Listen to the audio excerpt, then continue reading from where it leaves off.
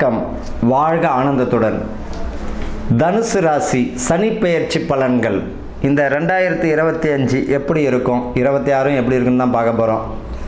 தனுசு ராசிக்கு இப்போ பார்த்தீங்கன்னா கும்பத்தில் இருக்கக்கூடிய சனீஸ்வர பகவான் மீனத்திற்கு பெயர்ச்சி அடைகிறார் 29/3/2025, வாக்கிய ரீதியாக பார்த்தா 26. ஆக மொத்தத்தில் இப்போதைய கதையை பார்ப்போம். இப்போ அர்த்தாஷ்டம சனி இவர்களுக்கு ஆரம்பமாக போகிறது. அர்த்தாஷ்டம சனி இப்போ அடி எடுத்து வைக்க போகிறாங்க. பைபிள் நம்மனா பயப்படலாம் வேண்டாம். என்ன காரணம் அப்படின்னா, உங்களுடைய ராசிக்கு 7ஆம் இடத்துல குரு சுபம் உங்களுடைய ராசியையே பார்க்கிறார். மிக அற்புதம். உங்களுடைய ராசிக்கு 7ஆம் இடத்துல குரு உங்கள் ராசியவே பார்க்கிறார். இது வரைக்கும் இருந்த 6ஆம் இடம் குரு மட்டும் உங்களுக்கு என்ன பலனை செஞ்சிட்டாரு? ஒன்றும் கிடையாது. ஆனால் இப்போ இந்த தனுசு ராசிக்கு அர்த்தாஷ்டம சனின்னு பயப்பட வேண்டிய அவசியம் 100% கிடையாது. ஆக மொத்தத்தில் உங்களுக்கு தான் சொப பலனே கொடுக்க போகிறார். எப்படி? உங்களுடைய ராசிக்கு 7ஆம் இடத்துல குரு உங்களோட ராசியையே பார்க்கிறார். உங்களோட ராசிக்கு 4ஆம் இடத்துல சனீஸ்வர பகவான் அங்கே பாருங்கள் ரிஷபத்தை பார்க்கிறார். ரிஷபத்திற்கு சுபம் தானே, ரிஷபத்திற்கும் துலாமிற்கும் சனி அதிசுபர் தானே. அப்போ இது மீனத்தில் இருந்து ரிஷபத்தை 3ஆம் பார்வையாக பார்க்கிறார். 10ஆம் இடத்தை பார்வை செய்யும் பொழுது யாருக்கு அற்புதமான பலன்களை தரும் அப்படின்னா, சனி பார்த்தீங்கன்னா உங்களுடைய ராசியும் பார்க்குது. குபேர முத்திரனா என்ன? குரு சனி சுக்கிரன் தொடர்பு தானே குபேர முத்திரை. குரு சனி தொடர்பு இருந்தால் தானே பாருங்கள், உங்களுடைய ராசிக்கு சுக்கிரன் வீடுனா 6ஆம் இடத்தை பார்க்கிறார். சுக்கிரனுடைய வீட்டை பார்க்கிறார். குரு உங்களுடைய ராசியை பார்க்கிறார். சனீஸ்வரனும் 10ஆம் பார்வையாக உங்கள் ராசியை பார்க்கிறார். அப்போ யாருக்கு குபேர யோகம் அப்படின்னா உங்களுக்கு தான். தனுசு ராசிக்கு அற்புதமான வருஷம் இப்போ தான். 7ஆம் இடத்துல குரு, சரி 8ஆம் இடத்துக்கு குரு வருவார். அப்போ என்ன செய்யறது?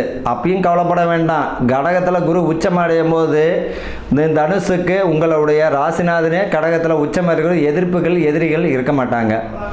தனுசு ராசிக்காரர்கள் அரசியல் பிரமுகர்களுக்கெல்லாம் ஆனந்தமான வருஷம்தான். ஆனால் கவனமுடன் கூடியது.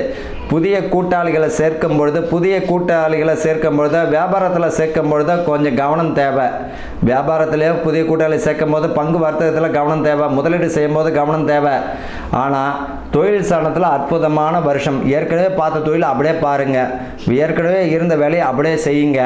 உடல் நல விஷயத்தில் தேவையில்லாத பழக்க வழக்கம் துளி கூட வேண்டாம். விட்டுட்டு உங்கள் வேலையை மட்டும் பாருங்கள். ரொம்ப அற்புதமாக இருக்குது. வீடு கூடிய அமைவு 100% உண்டு. என் மண் வச்சுருப்பாங்க, ஐயோ வீடை கட்ட முடியலையே, அதுவே பண்ண முடியல. அரசுக்குரிய தொகுப்பீடு, அரசுக்குரிய அனுகூலமோ அல்லது லோன் அப்ளை பண்ணிங்கன்னா அதுக்குரிய விஷயமோ அல்லது பணத்துக்குரிய விஷயமோ மற்றவங்களோட உதவியோ ஆட்டோமேட்டிக்காகவே உங்களுக்கு வரும். அதை என்னது எளிமையான முறையில் உங்களுக்கு கிடைக்கக்கூடிய அமைப்பு இந்த வருஷம் தனுசுக்கு உண்டு. அர்த்தாஷ்டம சனின்ற கான்செப்டே வேண்டாம்.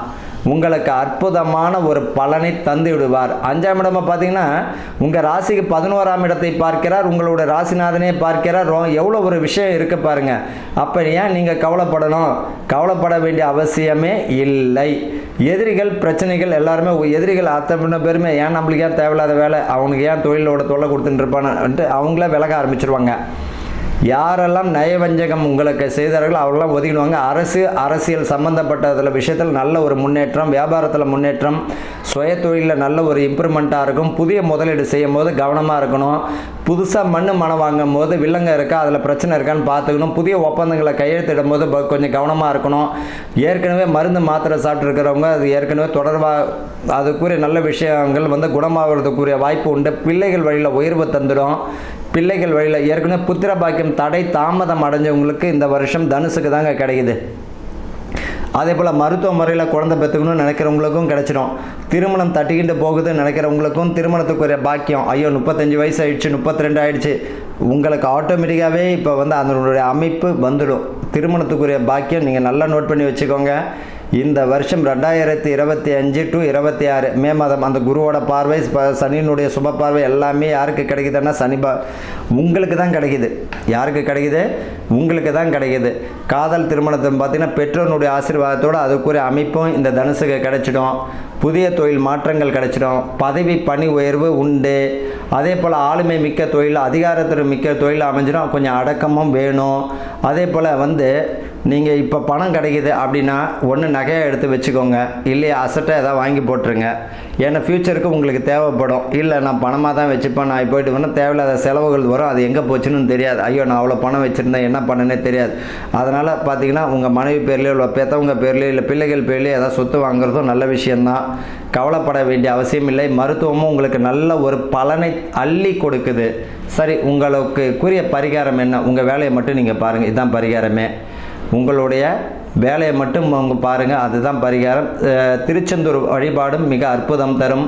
சனிக்கிழமையில் ஆஞ்சநேயர் வழிபாடும் உங்களுக்கு நல்லாயிருக்கும். அதே போல் வந்து பார்த்திங்கன்னா பெருமாள் கோயிலில் கருடாழ்வார் இருப்பார் பாருங்க. அதான் கூப்பிட்ட குரலுக்கு பெருமாளுக்கு செவி சாய்க்கிறார் இல்லையா, கருட பகவானுக்கு நல்ல ஒரு பலனை தரும். கருடனுக்கு காதில் ஊந்துடும், பெருமாள் அழிச்சுன்னு வந்து விட்டுருவார். அந்த மாதிரியானது கருட ஆழ்வாருக்கு தாமரை மலர்களால் அர்ச்சனை செய்து அன்னை மகாலட்சுமியும் பெருமானையும் வழிபடும் போது இந்த தனுசு ராசிக்காரர்களுக்கு அற்புதமான பலன் நிச்சயம் உண்டு. செவ்வாய்க்கிழமை வெள்ளிக்கிழமையில் பார்த்தீங்கன்னா நீங்கள் பக்கத்தில் இருக்கக்கூடிய அம்பாளை நீங்கள் மகாலட்சுமியை வழிபாடு செய்வதும் குலதெய்வ வழிபாடு செய்வதும் மிக அற்புதமாக இருக்கும். மேக்சிமம் பார்த்தீங்கன்னா இந்த தனுசு ராசிக்காரர்களெல்லாம் குலதெய்வம் வந்து காவல் தெய்வமாக இருக்கும். அதே போல் அம்பாளுக்குரிய அம்சமாகவும் இருக்கும். குலதெய்வம் வழிபாடு யாருக்கெல்லாம் விட்டு போயிருக்குது, குலதெய்வம் தெரியலன்னா அது பிரசன்ன ரீதியாக தான் பார்க்கணும். சரி, குலதெய்வம் வழிபாடு இப்போ விட்டு போயிருந்தவங்களோ அல்லது தொடராமல் இருந்தாலும் அதை தொடருங்க. உங்கள் வேலையை மட்டும் பாருங்கள். யாரையும் நம்பி பணம் கொடுக்கல் வாங்கல் வேண்டாம். ஒன்று கொடுக்கணும்னு நினச்சிட்டே 1 லட்சம் 2 லட்சம் கேட்டாலும் உங்களால் முடிஞ்சதை கொடுத்து விட்டுருங்க. ஏன்னா திரும்பி வராது. கேட்டாலும் மன சங்கடங்கள் வரும். என்ன காரணம்? அவரால் கொடுக்கக்கூடிய பாக்கியம் அவருக்கு வராது. அப்படி இருக்கும் பொழுது ஒன்று கொடுக்கணும்னு நினச்சிட்டு விட்டுட்டு உங்கள் வேலையை மட்டும் பாருங்கள். தனுசு ராசிக்காரர்களுக்கு அற்புதமான வருஷமாக இருக்குது. என்ன காரணம்? 6ஆம் இடம் ரிஷபத்தை பார்க்கிறார், 10ஆம் இடமாக கன்னியை பார்க்கிறார், உங்களுடைய ராசியை பார்வை செய்கிறார். குரு பகவானும் பாருங்கள், துலாமனுடைய பார்வை தனுசையும் பார்க்கிறார், தனுசு உங்களுடைய ராசியை பார்க்கிறார். அப்போ சனி பகவானுடைய ராசியும் உண்டு, குரு பகவானும் உண்டு. அப்போ கும்பத்தை 3ஆம் பார்வை. எதிரிகள் இருக்க மாட்டாங்க. அவங்க யாருன்னு தெரிஞ்சுட்டு அவங்களே ஒதுங்கி போயிடுவாங்க. புதிய முயற்சிகள் கைகூடும். மாணவர்களுக்கு நல்ல கல்வி மதிப்பெண் உண்டு. அதே போல் சுய தொழில் அமைப்பு உடையவர்களுக்கு நல்ல வருமானத்திற்குரிய பாக்கியம் தரும். அதே நேரத்தில் கவனமாக இருக்கணும். தேவையில்லாத விஷயங்களை தவளையோட வேண்டாம். மண்மனை வாங்கும் போது சிக்கல்கள் இருக்கான்னு பார்த்து வாங்கிறது நல்லது. பூர்வீக சொத்து உங்கள் கைக்கு வரும். பிள்ளைகள் புத்திர பாக்கியத்தில் தடை தாமதம் அடைந்தவர்களை புத்திர பாக்கியத்திற்குரிய வழி தந்துடும். அதே போல் திருமணம் ஆகாதவர்களுக்கு திருமணத்திற்குரிய பாக்கியம் கிடைச்சிடும். காதல் கை கூடக்கூடியது. பெற்றோர்களுடைய அனுமதியுடன் திருமணம் செய்யுங்க. உங்களோட வாழ்க்கை தனுசுக்கு ஒரு விஷயம் என்னென்னா, நீங்கள் காதலிச்சிங்களா பெற்றவங்கள்ட்ட ஆசீர்வாதத்தோடு பண்ணுங்க. அற்புதமான பலனை தரும். எப்பவுமே நீங்கள் இந்த தனுசோட ப்ளஸ் பாயிண்ட் என்ன அப்படின்னா, 9ஆம் இடம் என்ன இடம்? உங்கள் ராசிக்கு 9 சிம்மம், சூரியனுடைய வீடு. சூரியன் யார்? தந்தை. அப்போ நீங்கள் எதை செஞ்சாலும் பெற்றவங்களை ஒதுக்கி செஞ்சீங்கன்னா கஷ்டங்க. இன்னும் அற்புதம் பாருங்கள். தனுசுக்கு என்னது?